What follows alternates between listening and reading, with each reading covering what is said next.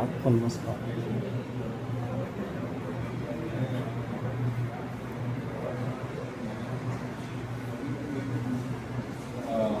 நமஸ்காரங்க. பிரம்மஸ்ரீ ராஜேந்திரன் அவர்களோட ராமதீர்த்த பரமஹம்சர் விஜயம் நூல் வெளியீடு என்று முதல் பிரதி அண்ணா ஆசிரமத்திற்கு நன்கொடையாக வழங்குகிறார்.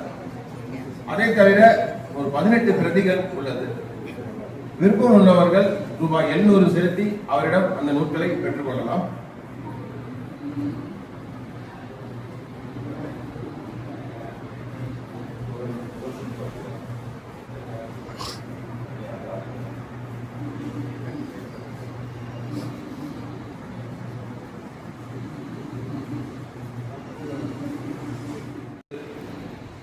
நடந்தேறியுள்ளது.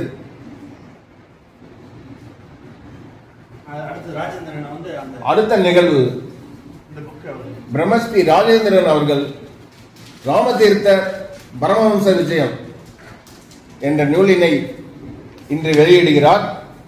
முதல் பிரதி சுவாமி சிவானந்த ஜீவ ஐக்கிய நிலையத்திற்கு நன்கொடையாக அளிக்கிறார். நன்றி. ஆத்த நமஸ்காரம்.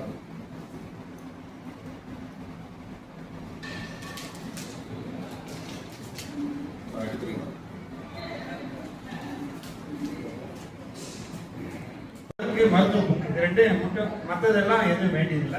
ஜோதிடம் அந்த இதெல்லாம் எல்லா பக்கம் கிடைக்குது.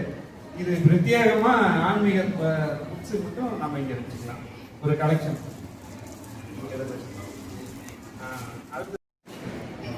கொஞ்சம் பக்கமா வச்சு ராமதீர்த்த புக்கு கிட்டத்தட்ட ஒரு 100 வருஷத்துக்கு முன்னாடி வந்த புக்கு தமிழில். அதுக்கப்புறம் பார்த்தீங்கன்னா தமிழ், தெலுங்கு, மலையாளம், கன்னடம், ஹிந்தி, இங்கிலீஷ் எல்லா மொழிகளையும் உலக அளவுக்கு போயிட்டு இருக்குது. ஆனால் தமிழ் மொழியில் மட்டும் பார்த்தீங்கன்னா ஒரு 100-150 வருஷத்துக்கு முன்னாடியே முதல்ல எடிஷன் போட்டதும் சரி. அதுக்கப்புறம் இன்னைக்கு வரைக்கும் அது வெளியே வரல. இதில் என்ன ஒரு விசேஷம் அப்படின்னு கேட்டிங்கன்னா, அப்பா வாழ்ந்துட்டு இருக்கிற காலத்திலேயே எத்தனையோ மகான்கள் புத்தக வடிவாக எழுதியிருக்காங்க, எத்தனையோ விஷயங்களை சொல்லியிருக்காங்க. ஆனால் யாரையும் அவர் குறிப்பிட்டு சொல்லவே இல்லை. ராமதீர்த்த பரமஹம்சரை மட்டும் அந்த அவரோட சொன்ன சொற்பொழிவுகள் அதை அடங்கிய அந்த தொகுப்பை மட்டும் வாங்கி அவசியம் படிங்க. சித்த வித்தியார்த்திகளும் சரி, ஆசிரமவாசிகளும் சரி, கண்டிப்பாக அவசியம் படிக்கணும்னு சொல்லியிருக்காரு. இது ஏன் அவசியம் படிக்கணும்னு சொல்லியிருக்காருன்னு கேட்டிங்கன்னா, சித்த வேதம் கருத்துக்களை பற்றி நம்ம உள்வாங்கியிருப்போம். அது என்ன சொன்னாலும் எப்படியெல்லாம் நடந்துக்கணும் என்ன அப்படிங்கிற விஷயங்கள்லாம் நம்ம தெரிஞ்சிருப்போம். ஆனால் வாழ்க்கையில், அன்றாட வாழ்க்கையில் நம்ம பயணிக்கிற போது ஒவ்வொரு இடத்துலையும் நம்ம எப்படி நடந்துக்கணும், அந்த தமிழ் படிப்பு எப்படி கற்றுக்கிறது அப்படிங்கிற ஒரு விஷயம் பூராமே பார்த்தீங்கன்னா ராமதீர்த்த பரமஹம்சரோட அந்த புக்கில் இருக்குது எல்லா விஷயமும். அப்போ நம்ம அதை படிக்கும்போது நம்ம நடவடிக்கை கிரமங்களில் அப்பா சொல்லியபடி அந்த 30 சட்டப்படி வாழ்க்கை எப்படி வாழ்கிறது அப்படிங்கிறது ரொம்ப ஈஸியாக போயிருக்கும்.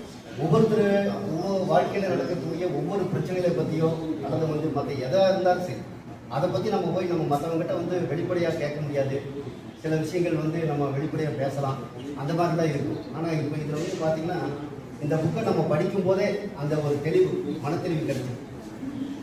அதில் வர்றதெல்லாம் பார்த்திங்கன்னா தன் விதிக்கு தானே கர்த்தா, அன்பெனப்படுவது யாது, இந்த மாதிரி சில டாபிக்கெல்லாம் கொடுத்து நிறைய விஷயங்கள் அதில் எடுத்துக்காட்டாக சொல்லியிருப்பார் ராமதீர்த்தரப்பா. அப்போது அந்த மாதிரி புக்கை அவசியம் படிக்கணும்னு சொல்லி அப்பா வாழ்ந்த காலத்திலே சொல்லியிருக்காரு. நம்மளும் அதுக்காக கிட்டத்தட்ட ஒரு 1.5 வருஷமாக முயற்சி எடுத்தோம். புக்குகள் பல்வேறு இடங்களில் இருந்து நம்ம வருவிச்சு எல்லாம் பண்ணோம். அதில் ஜெயபிரகாஷ் ஐயா தான் ரொம்ப சிரமம் எடுத்து எல்லாம் பண்ணார்.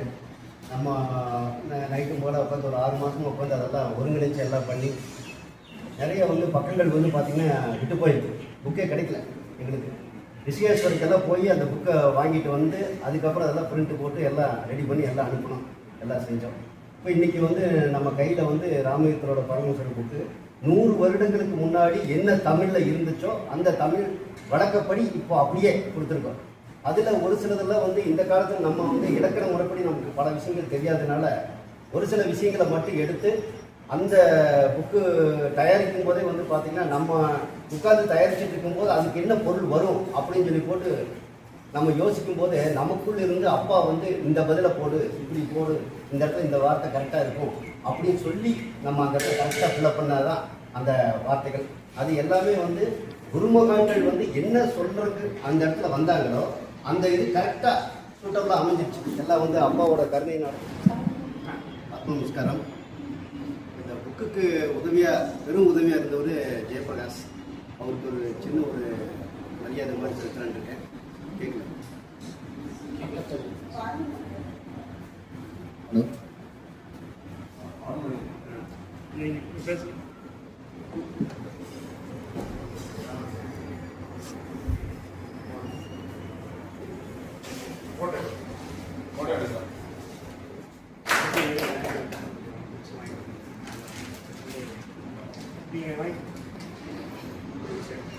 ரூம்ஸ் அப்படி இருங்க. கொஞ்சம் வந்து அட்டையெல்லாம் இன்னும் கொஞ்சம் கெட்டியாக இப்போ கெட்டியாக தான் ஒன்றும் வேஸ்ட் ஆகாது.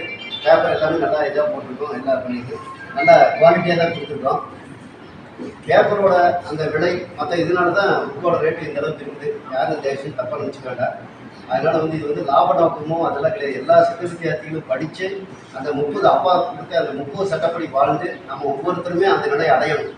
அது வந்து எல்லாத்துக்கும் போய் சேரணும். பாமர மக்களுக்கும் சரி, சித்த வித்தியார்த்திக்கும் சரி, ஆசிரமவாசிகளுக்கும் சரி, எல்லாத்துக்கும் இது போய் சேரணும். அப்படி அந்த ஒரு நல்ல எண்ணத்துக்காக நம்ம இந்த முயற்சி இறையெல்லாம் தொடங்கப்பட்டு அவரே எல்லாம் முடிச்சு வச்சுட்டார் நமக்கு.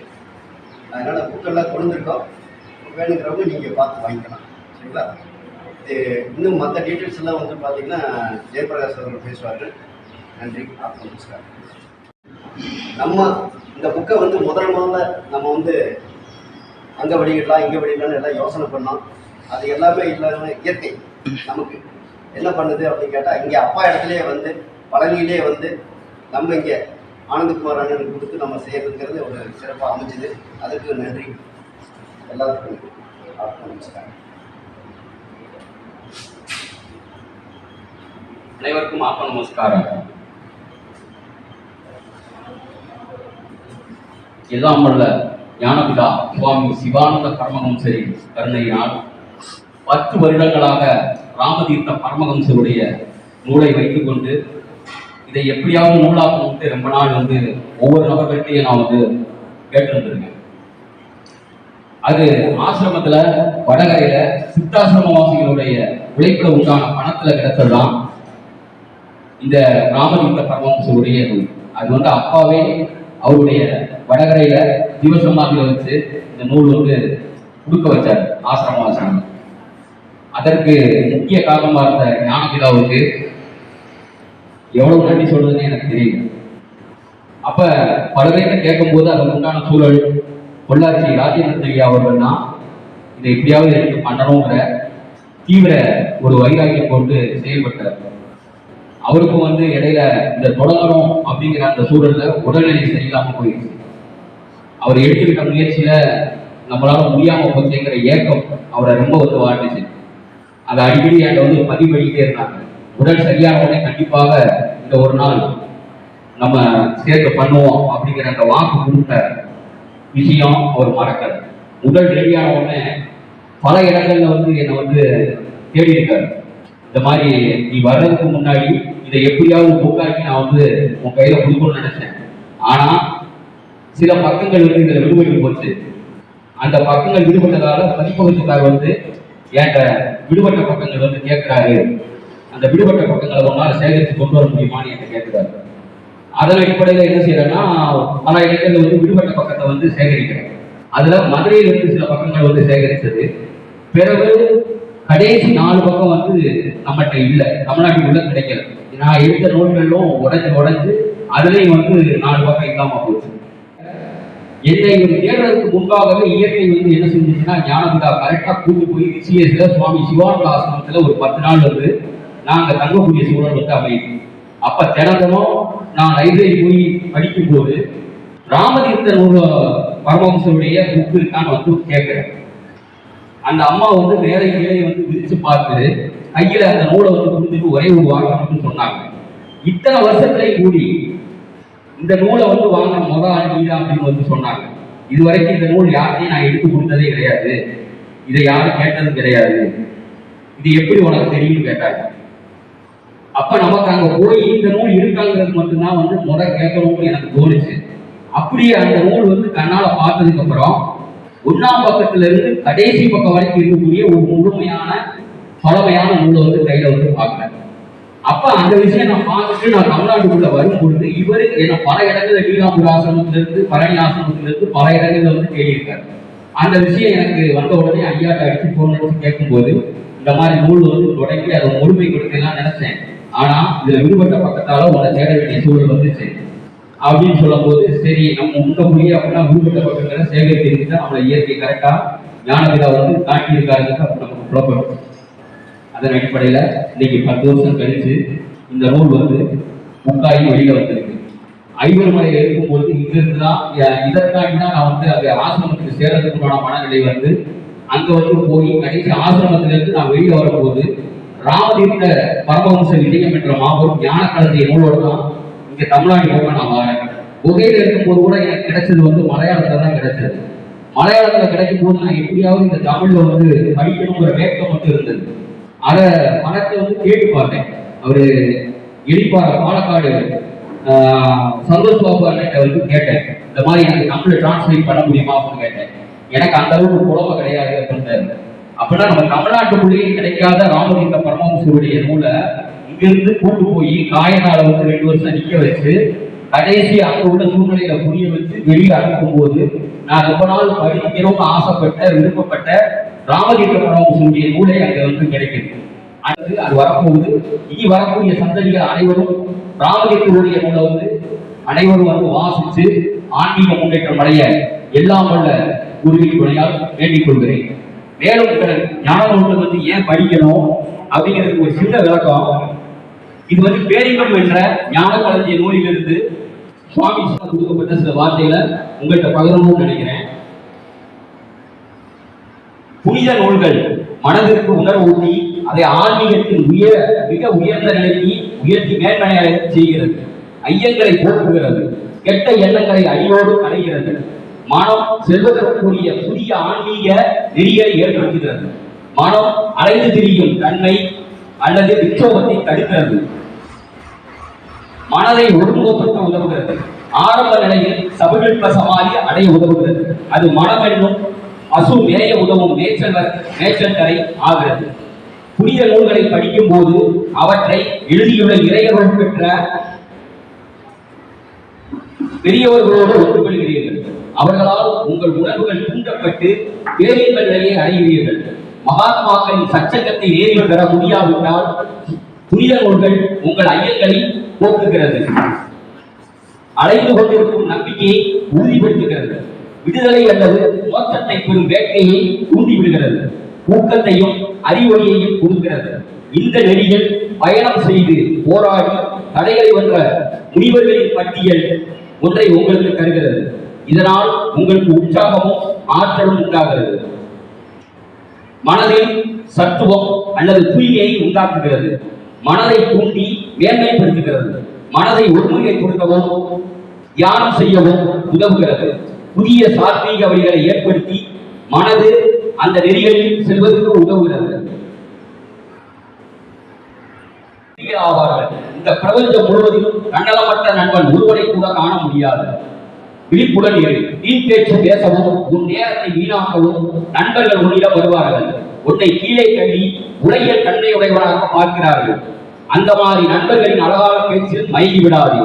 ஈவு இரக்கமின்றி அவர்கள் தொடர்பை நீக்கிவிடு. எப்பொழுதும் கணித்திரு. உன் உள்ளத்தில் வாழும் அமரத்தன்மை படைத்த நண்பனையை நம்பு. உனக்கு வேண்டியது எல்லாம் அவன் தருவான்.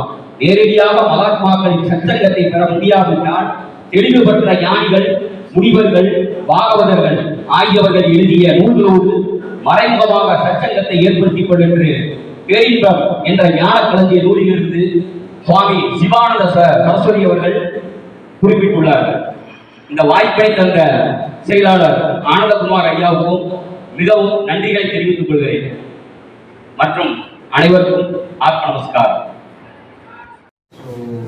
இன்னைக்கு ஏன் ஜெயபிரகாஷ் அண்ணா வந்து ஃபர்ஸ்ட் ஓப்பன் பண்ணாருன்னா, பாசிபிளி ஒரு எனக்கு தெரிஞ்ச ஒரு 10 இயர்ஸ் மேலே வந்து நிறைய புக்ஸ் எல்லாம் கலெக்ட் பண்ணி வச்சுருந்துருக்காங்க. அவரோட கூகுள் டிரைவ் ஆகட்டும், நிறைய இதுவாகட்டும், நிறைய புக்ஸ் எல்லாம் இது வந்து நம்ம வந்து ஜஸ்ட் ஒரு செஸ்ல கட்டுன்னு எடுத்துக்க முடியாது. ஏன்னா வந்து பீப்புள் வந்து பல சுச்சுவேஷன்ஸில் இருக்கும்போதும் எதனா ஒன்று பண்ணணும்னு நினைக்கும் போது அப்படிப்பட்ட பீப்புள் தான் வந்து ஃப்ரண்ட் லைனில் இருந்து நிற்கிறோம். அதில் ஒருத்தர் தான் நம்ம ஜெயபிரகாஷ் அண்ணா. ஸோ வந்து ஜெயபிரகாஷ் அண்ணா கிட்டத்தட்ட நான் பார்த்தா பிரம்ம ரகசியம்னு ஒரு குரூப் வச்சுருந்தாரு. அதில் வந்து கிட்டத்தட்ட ஒரு 500 to 600 புக்ஸ் எனக்கு தெரிஞ்ச பாசிபிளி அவர் பிடிஎஃப் எடுத்து வச்சிருக்கலாம். ஸோ அதில் வந்து கிட்டத்தட்ட ஒரு 100 புக்ஸாவது நம்ம சுவாமி ரிலேட்டட் இருக்கும். ஸோ அந்த புக்ஸு ப்ளஸ் நம்ம வித்தியார்த்திகள் பல பேர்கிட்ட பல விதமான புக்ஸும் இருக்கும். ஸோ அது எல்லாமே நம்ம கொஞ்சம் பிடிஎஃப் ஸ்டைல்லையோ இல்லை வந்து நம்ம ஒரு ஃபிசிக்கல் காப்பியாவோ இந்த மாதிரி ஒரு லைப்ரரியோட எக்ஸ்க்ளூசிவாக வச்சு பண்ணணும்னு ஒரு தாட் இருந்துச்சு. ஸோ அது இப்போ பாசிபிளி நடந்திருக்குன்னு நினைக்கிறேன். ஸோ உங்ககிட்ட எதனா புக்ஸு அதுக்கான ஒரு நோட்டீஸ் மாதிரியும் நம்ம போடலான்னு பார்க்குறோம். உங்ககிட்ட இருக்க பழைய புக்ஸு, சுவாமி கிட்ட இருக்க லெட்டர்ஸ் எதுவாக இருந்தாலுமே நீங்கள் ஷேர் பண்ணிங்கன்னா நீங்கள் ஃபிசிக்கல் காப்பி கூட கொடுக்க தேவையில்லை. ஜஸ்ட் நீங்கள் அதை கொடுத்தீங்கன்னா அதை நாங்கள் ஒரு காப்பியாவோ ஜெராக்ஸாவோ ஏதோ ஒன்று பண்ணிவிட்டு நீங்கள் காமனாக எல்லா பீப்புளுக்கும் அவைலபிள் இருக்கிற மாதிரி செட்டப் பண்ணலான்னு ஒரு தாட் இருக்குது. ஸோ இதுதான் இது விஷயமா எல்லாருமே கொஞ்சம் சப்போர்ட்டிவாக நம்ம கொஞ்சம் டுகெதராக சேர்ந்து பண்ணோம்னா ஏன்னா ஒரு பாசிட்டிவ் மத்தக படிப்பு ஒன்று இருந்தாலே போதும் அப்படின்னு தான் சித்த வேதத்தில் குறிப்பிடப்பட்டிருக்கிறது. இருந்தாலும் சரி, அது நம்ம வித்தை வாங்கின உடனேயே அவ்வளோ தீவிரம் நமக்குள்ளே இருக்கா, இதை யோசிக்க வேண்டிய விஷயம்தான். ஒரு நித்யானந்தர் போலவோ ஒரு சரணானந்தர் போலவோ வித்தை வாங்கிட்டு அப்படியே வித்தையில் முழுமையாக பயணிக்கிற அந்த பக்குவம் என்பது நமக்குள்ளே இருக்கிறதா, இது ஒரு கேள்விக்குறியான விஷயம்தான். கூடவே நம்மளுடைய மார்க்கம் சன்னியாசிய மார்க்கம் கிடையாது. குடும்பமாக தான் இந்த சித்த வித்தையை உபதேசம் தரணும்னு ஞானபிதா சொல்லியிருக்கிறார்கள். அப்போ அந்த விதத்தில் நம்ம உபஜீவனத்துக்காக நாம் குடும்பத்திற்கு இந்த சமூகத்துக்கு ஏற்றுக்கொண்ட அந்த பொறுப்புகளையும் நம்ம சரிவர நிகழ்த்த வேண்டும். கூடவே செய்வது இந்த மாயா சமுத்திரத்தில் அந்த உபஜீவனத்துக்காக நம்ம பயணிக்கும் போது அதில் மாட்டாமையும் நம்ம பக்குவமாக அதில் வெளியில் வரணும். அதற்கு நிச்சயமாக ஒரு குறிப்பிட்ட நிலை அடையும் வரை, குறிப்பிட்ட எல்லை வரை இந்த புத்தகத்தினுடைய இந்த ஞானபிதா கூறிய அந்த மார்க்கத்தின் வழி ஒத்து வரக்கூடிய அனைத்து புத்தகங்களுடைய நம்மளோட சப்போர்ட்டை நமக்கு முழுமையாக தேவைப்படுகிறது.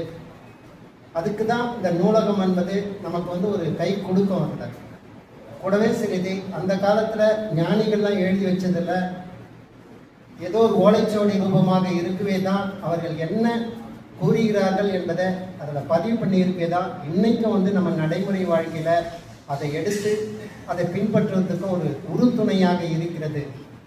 அப்போ அந்த புத்தகமும் நமக்கு தேவைதான். ஏனென்றால் நம்ம உபஜீவனத்துக்காக நம்ம பயணிக்கும் போது ஏற்றுக்கொண்ட பொறுப்புகளை சரிவர நிறைவேற்றணும்னா கூட சிறிது இந்த புத்தகத்தினுடைய உறுதுணை என்பது கரெக்டான வழிகாட்டுதலுடைய இந்த புத்தகம் இந்த மார்க்கத்தில் எல்லாம் இதிகாச புராணங்கள் பொய்யல்ல தான் ஞானபிதா சொல்லியிருக்கிறாரு. அப்போ அவருடைய வழிகாட்டுதல் நமக்கு தேவைப்படுகிறது. அப்போ கூடவே நம்ம நடவடிக்கை கிரமங்களுக்கு உட்பட்ட வாழ்க்கையும் இதோடு பிணைந்து நாம் பயணிக்கும் போது தான் நம்மளுடைய இந்த மார்க்கத்தில் நம்ம எளிதான மிக விரைவாக அந்த இலக்கை அடைய முடியும் என்பது தான் என்னுடைய கருத்தாக இந்த இடத்துல சொல்ல நானது. ஏற்றுக்கொள்பவர்கள் அவர்களுடைய விருப்பம் அது. அவ்வளோதான். அனைவருக்கும் ஆத்ம நமஸ்காரம்.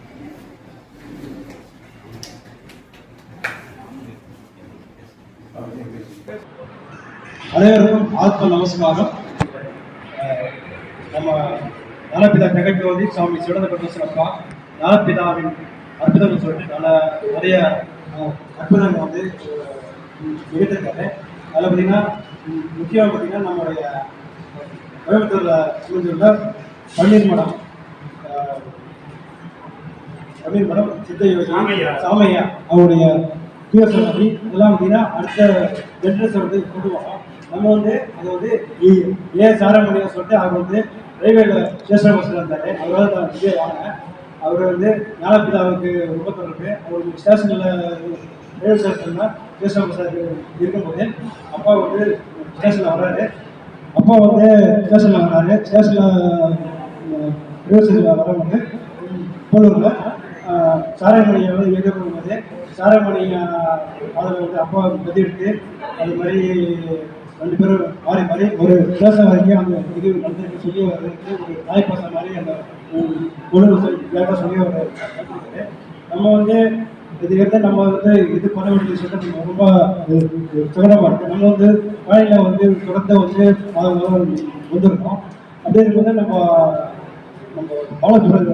பாலசுப்ரமணியன் அவருக்கு நம்ம பழக்கம் தான் ஓரளவு நம்ம பார்த்துருக்கோம். அப்புறம் இங்கே பையனில் வந்து நம்ம பழக்கம் அவர் கேட்டார் ஏஜியா கிட்ட அந்த தகவல் நம்ம ஏஜிஆர் அவங்க அந்த தகவல் நம்ம ஆளுநர் நம்ம விசாரிக்கல. ஆனால் ஞானபிதா அற்புதம் இருக்கு. நான் வந்து திறக்காப்பி இது சொல்லிட்டு மேலே வந்து அவங்க ஆஃபீஸில் இருந்தாலும் இது வந்து கிளியராக நீ சொல்ல சொல்கிறேன். இது வந்து எல்லாருக்கும் தெரியும்.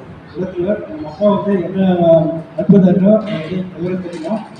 அது வந்து சொல்ல அது இல்லை அடுத்த ஜெனரேஷனுக்கு அது வந்து பெரிதும் பயன்படும். அது அப்பா வந்து என்னென்ன அற்புதம் அனுப்பியிருக்கா அது வந்து இன்னும் எவ்வளோ இருக்கு முக்கியமான பயனாக இருக்கு. இதெல்லாம் ஒரு அப்பாவோட எல்லாம் அப்பாவோட செயல் தான். அப்பாவோட செயல் தான் இதெல்லாம் வந்து நாளைக்கு என்னோட எடுத்து அவருக்கு ஆத்மா நமஸ்காரம். இதை முக்கியமாக ஞானபிதா அற்புதங்கள் வந்து அது வந்து இங்கே எப்படி இருக்குது தலைமை கொடுத்த பிரம்மஸ்ரீ ஆனந்தகுமார் அண்ணாவுக்கு ஆத்ம நமஸ்காரம். ஜெகத் ஞானபிதா சிவந்த பிரசாத் ஆத்ம நமஸ்காரம். அனைத்து ஆத்ம சகோதரர்களுக்கும் ஆத்ம நமஸ்காரம்.